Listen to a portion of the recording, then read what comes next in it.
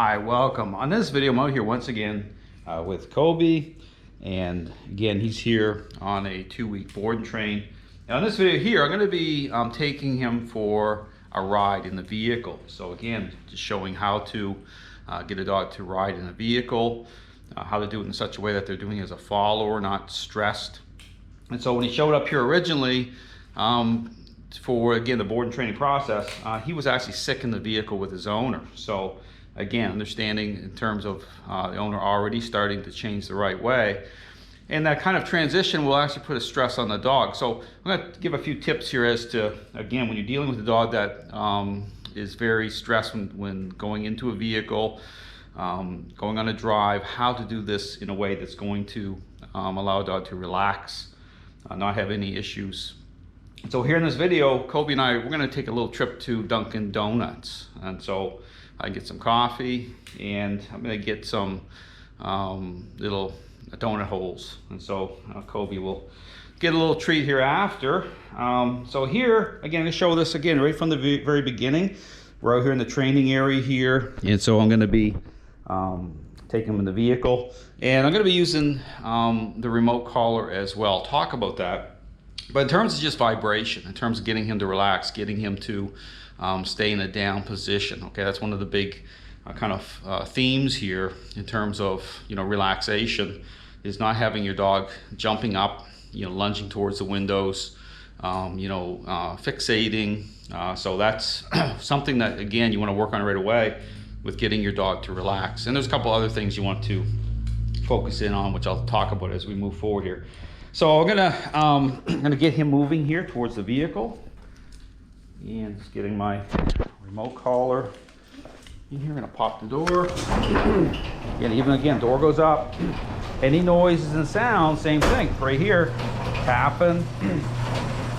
Any dog that, again, if you're dealing with a dog that's a little reactive, I always want to work on interrupting that. Again, just takes the form of a little bit of a nudge. So here we're going to exit here towards the vehicle here in just a moment. But again, take your time. So one of the things here too, when you're doing this vehicle exercise and you're dealing with a dog that's really stressed, is you want to kind of prepare, which means you want to do some kind of preliminary interactions, okay, by way of just getting a dog to relax in the vehicle without going anywhere first. So just kind of staying in the driveway, getting a dog to go up into the vehicle, turn on the engine, getting a dog to, again, to relax. And this is where the back seat, again, we'll talk about this because what you'll find is very interesting if you really think about, when I talk about the issue of control, relationship, is a dog can be highly motivated to get into a vehicle, especially the front seat, if they're already in control, if they're already have gained a level of control in the relationship. And I've experienced this a few times with dog owners who get really frustrated because they want the dog to travel in the back seat, and the dog will get very stubborn, not want to go in.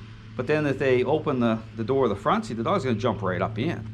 But even in that, you just kind of think about that. Say, what's the difference? Why is the dog so motivated to get in the front, but then just very stubborn and not wanting to get in the back seat at all? And then if they're in the back seat, they're trying to jump to the front. Well, it's kind of like a child, really. You think about, as a parent, going on a trip with your children and how they kind of act out, and one child wants to sit one place and the other someplace else, or not getting along with their sister or brother.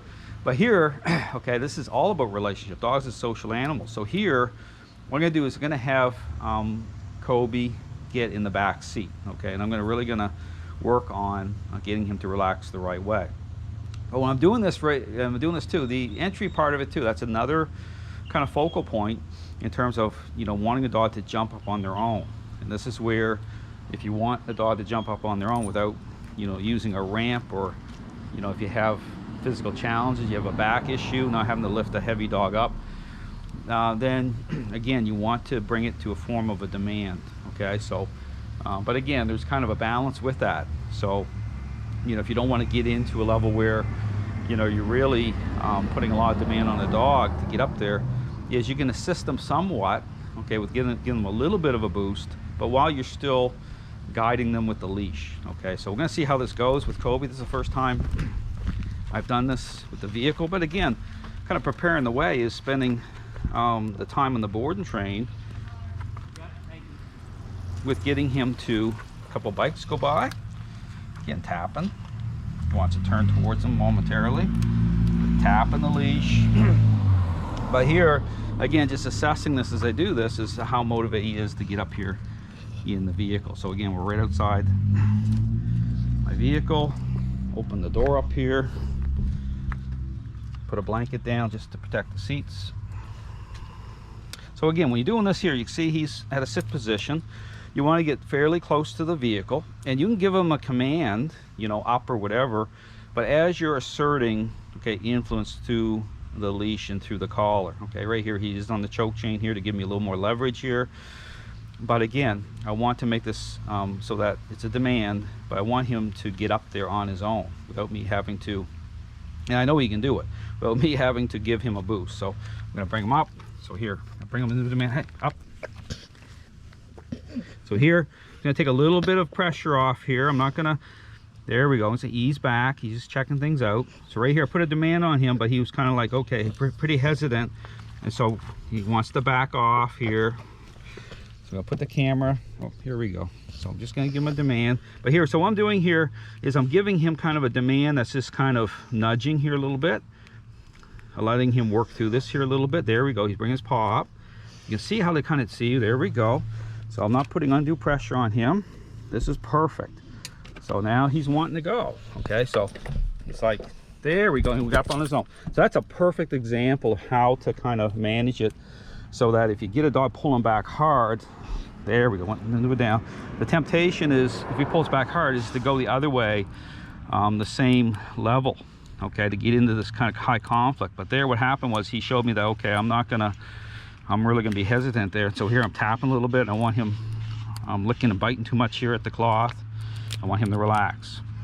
Now this is where the remote collar can come online here a little bit here in a moment. So I just want him to settle down. So I'll spend a moment here just with him in the back seat, but me just standing here, tapping a little bit, because I'm going to transition to the front seat here in just a moment. And I want him to relax as I do it. Now this is where you can swing the leash over the seat. Okay, so as you move, okay. But then this is where the remote collar is going to come in handy, because I can vibrate him a little bit as I close the door and start to move. Okay, so right here I take my hand off, stay. Now you can say stay, be assertive. Hey, stay. You jumped up, now I'm vibrating them. Down, down. So give him a vibration, he responded to it, went into a down position. Get the AC going here.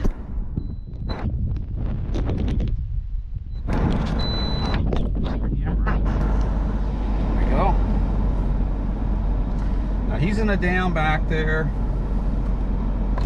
doing good. Put the garage door down here. Now this is where, again, I talk about, you know, when you're first doing this, if you're dealing with a dog that is really, really stressed, he's doing good, then you want to just take your time, not go anywhere, start the engine,